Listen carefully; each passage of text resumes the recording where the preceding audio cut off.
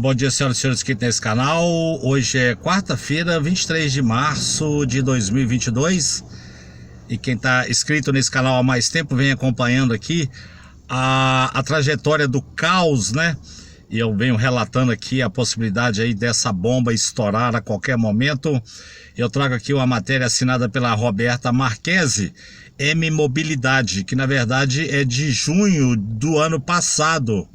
E aí ela está dizendo que o pós-pandemia reserva o caos no transporte público brasileiro.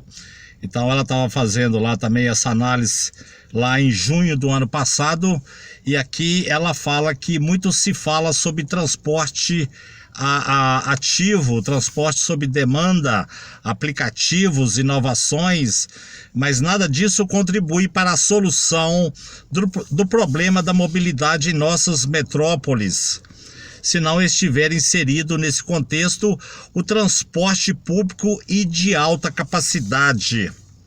Então, com a chegada desses aplicativos aí que estão criando o caos, né? E a situação tende a piorar. Atualmente, o transporte público vivencia a maior crise de sua história. E de lá para cá, de junho, né, do ano passado para cá, só piorou. Aqui fala da pandemia e da redução do número de passageiros. Ao longo dos 15 anos até então, o setor somava lá naquela época um prejuízo de 25 bilhões de reais. Cifra impressionante que está sendo impossível de ser suportada pelas empresas. Aqui em Belo Horizonte as empresas estão todas quebradas, como no Rio de Janeiro e do resto do país também. O número de demissões no setor, naquela época, aproximava dos 80 mil trabalhadores.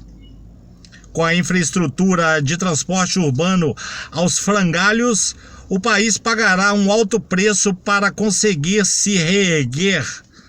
O Brasil terá que parar para enfrentar o problema que agora tem negligenciado. Não será apenas com a crise no transporte que teremos que lidar, mas com a crise social que virá junto com ela.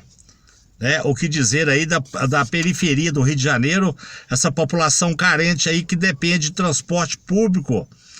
Os usuários estão aí depredando o BRT e os trens metropolitanos com finanças em estado crítico e o serviço prestado de forma precaríssima. O prefeito Eduardo Paes está dizendo que os empresários estão sabotando a prefeitura. O descalabro é tão grande que o transporte público do Rio de Janeiro está nas mãos de uma só pessoa, leia-se Jacó Barata Filho. Veja a aberração, o ponto em que chegamos. Em Salvador, nessa semana aí, paralisação dos trabalhadores do setor reclamam salários e verbas trabalhistas com as empresas aí totalmente quebradas.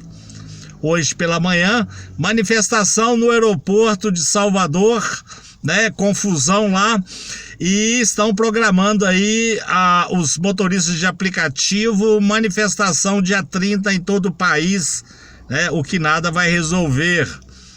Em Belo Horizonte, paralisação do metrô, tentei usar o metrô hoje pela manhã, coisa que raramente eu faço, e ele está funcionando precariamente entre as 10 e as 17 horas.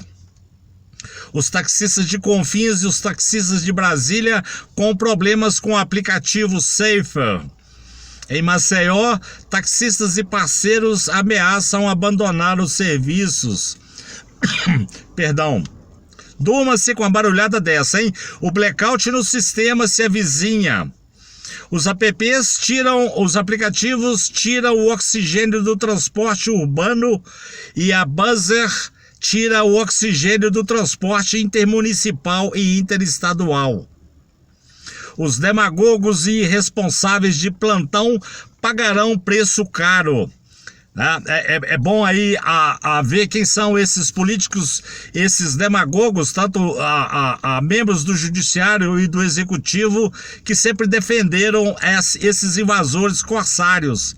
Aí agora a bomba está estourando. Então eu entendo que parte da solução começa em 3 de outubro. Estou fazendo uma campanha aqui, gostaria da adesão de todos, de só votar no dia 3 de outubro em quem jamais foi eleito, em quem nunca tenha sido eleito. Então aí na questão do trânsito no Brasil, o caos e a possibilidade dessa panela de pressão explodir a qualquer momento. E aí o governo vai ter que correr atrás para resolver o problema no meio, exatamente no meio do tsunami.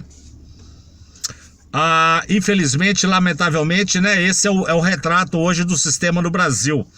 Se você gostou desse vídeo, dessas informações, deixe seu like. Podendo, por gentileza, clique em inscrever e inscreva-se nesse canal. E espere aí por notícias piores num futuro próximo. Muito obrigado, tenha um bom resto de quarta-feira.